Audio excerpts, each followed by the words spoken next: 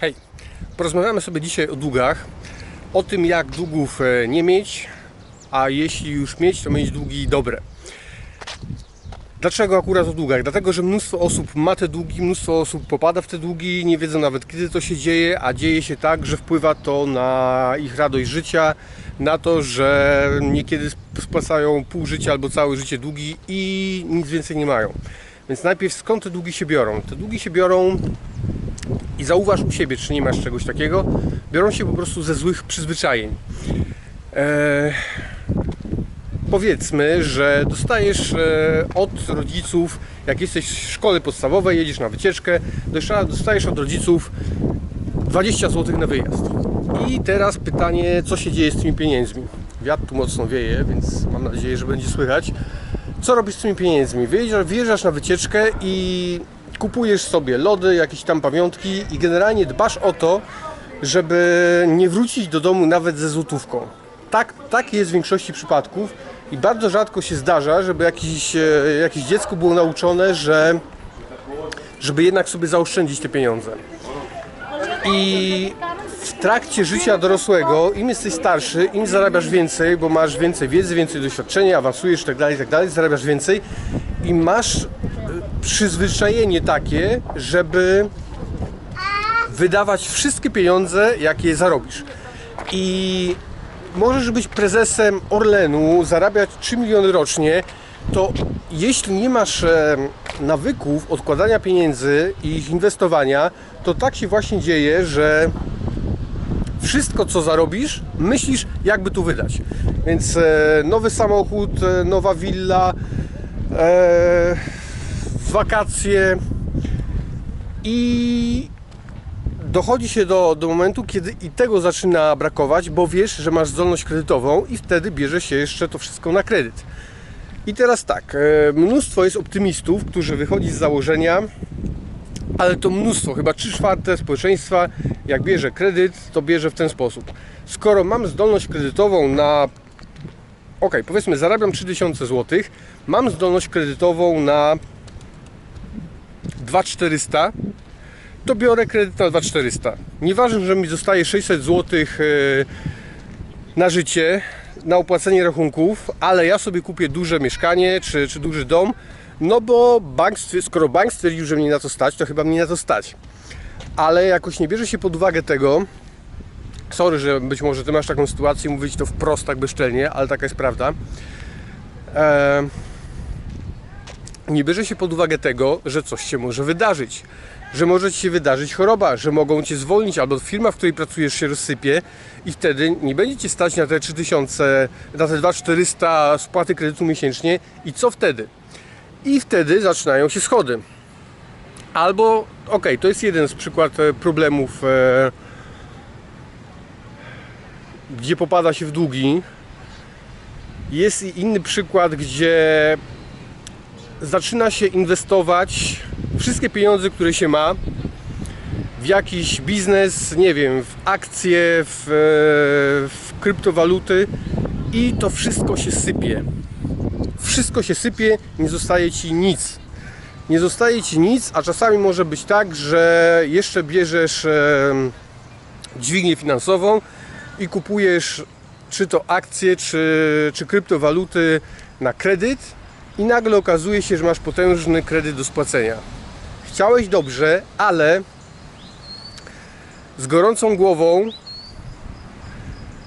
bardzo często bez wiedzy, przystępujesz do inwestycji. Jeśli już masz taką sytuację, sorry, to masz naprawdę, mogę ci tylko współczuć. Zaraz ci powiem, jak spłacać kredyty, ale w takiej sytuacji ja bym na twoim miejscu po prostu ogłosił bankructwo i jest już coś takiego w Polsce jak instytucja bankructwa indywidualnych osób i kombinował, dogadywał się z bankami, z wierzycielami, jak to spłacić, bo jak będziesz chciał spłacać takie długi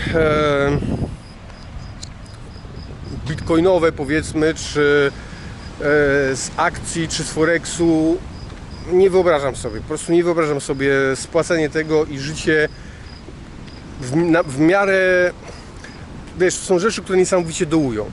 Więc mogę ci powiedzieć tak, jeśli nie masz takiej sytuacji, a planujesz czy wziąć kredyt na mieszkanie, które jest po prostu Ci niepotrzebne, aż takie duże.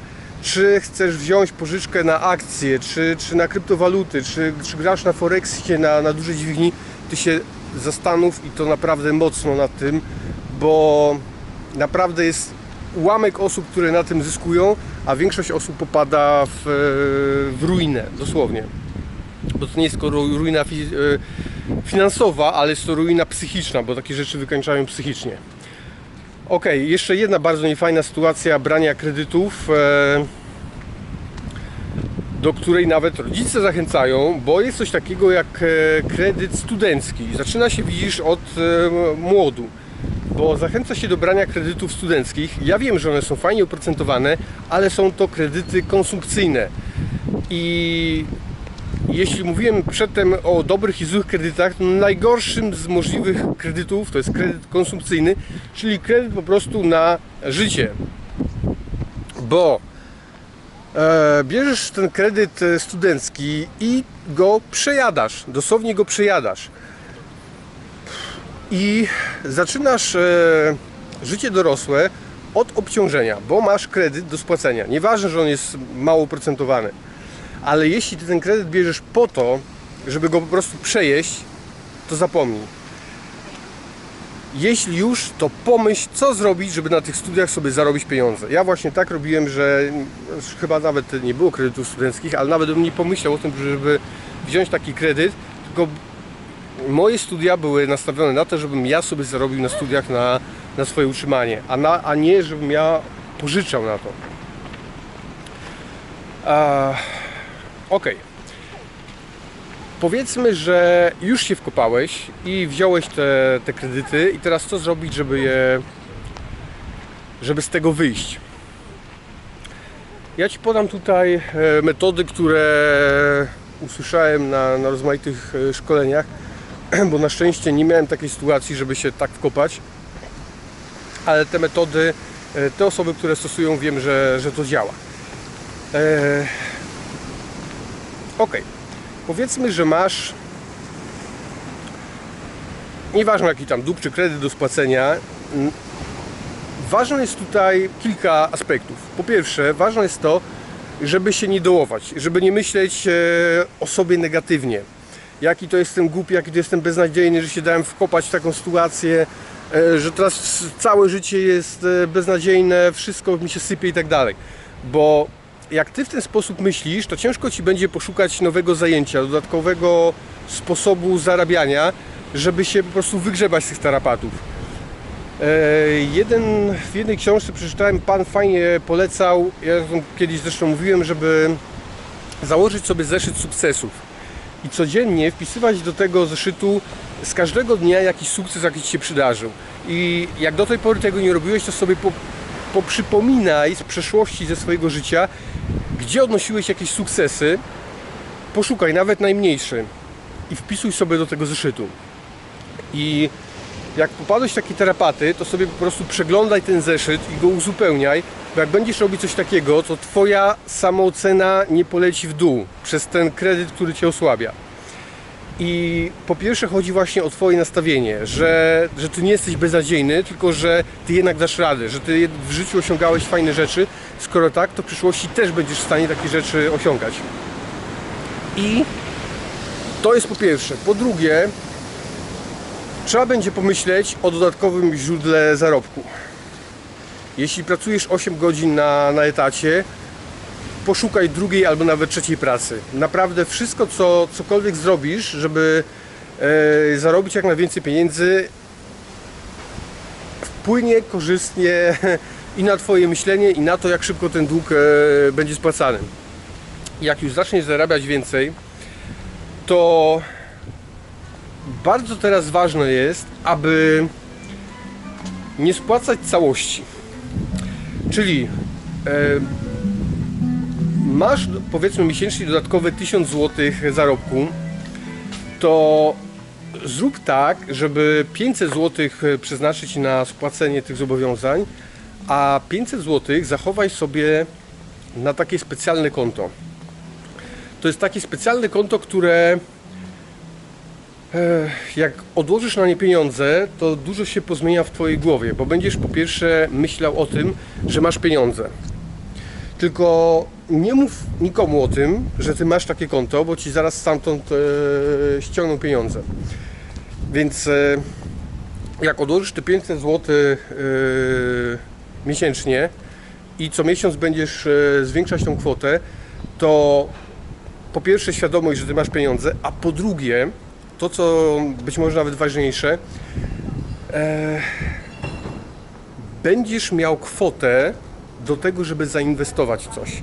Tylko nie w ten sposób, który robiłeś do tej pory, tylko dopytaj się kogoś i zacznij, tak, możesz się dopytać, nie wiem, doradców finansowych, bo możesz zainwestować nawet fundusze inwestycyjne, z których będziesz mieć, powiedzmy, przy bardziej agresywnych funduszach 15%, ale to też trzeba robić z głową, żeby mieć jedne bezpieczne, drugie, powiedzmy, niebezpieczne fundusze, bardziej ryzykowne, żeby się znowu nie wprowadzić w tarapatę. Jakaś mucha mnie tu atakuje.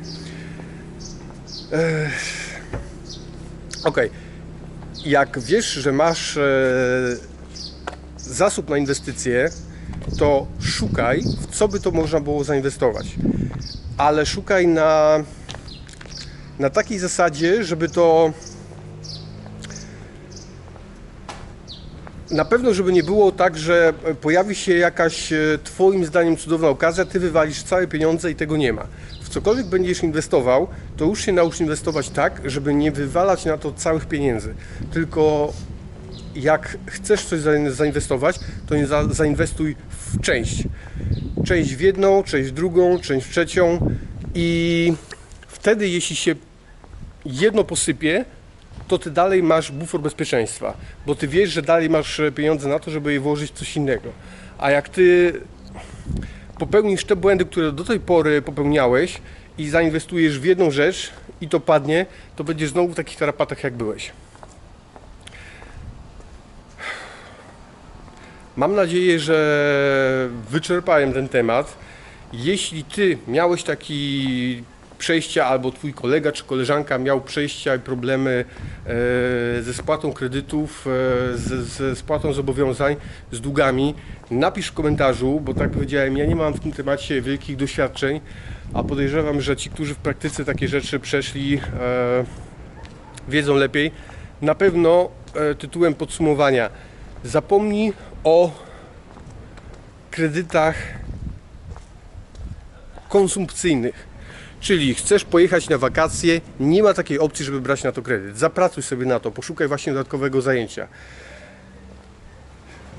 Jak bierzesz kredyt na mieszkanie, możesz pomyśleć nawet tak, jak kiedyś mówiłem, jak Arnold Schwarzenegger kupował nieruchomości. Pierwszą nieruchomość, jaką kupił w Los Angeles, kupił na takiej zasadzie, że on mieszkał w jednym pokoju, a 4 pokoje wynajmował. I 2 pokoje spłacały mu to kredyt tego, co kupił, a jedno mieszkanie dawało mu fundusze na to, żeby mieć na inwestycje w kolejne nieruchomości. Więc to nie jest łatwe nauczyć się w taki sposób inwestycyjny myśleć. Być może nikt Ci do tej pory nie powiedział, że właśnie tak się to powinno robić, ale mogę Ci powiedzieć tyle jeszcze. To nie Twoje zarobki tworzą Twoje bogactwo, tylko Twoje bogactwo tworzy to, ile Ty pieniędzy nie wydasz.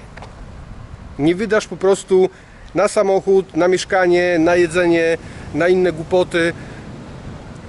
Tak, bo czasami nie jest Ci potrzebny samochód, żeby się pokazać sąsiadom. Samochód za tam 200 czy 300 tysięcy. Czasami Ci wystarczy Ford Focus albo inna Skoda, a pozostałe pieniądze zainwestować. Może przez rok Twoi sąsiedzi będą się z Ciebie podśmiesiwać, że Ty jeździsz takim samochodem, ale za 2 lata te pieniądze, które zainwestujesz, które oszczędzisz, które potem zainwestujesz, sprawią, że Ty po prostu odlecisz, a Twoi sąsiedzi zostaną w tym miejscu, gdzie byli, a Ty będziesz kilka poziomów wyżej. I Ty się wtedy będziesz śmiał. Więc chyba warto doczekać takiej chwili. Więc proszę w komentarzu inne pomysły na to, jak szybko spłacić zobowiązania, nie mieć długów. Dzięki, hej!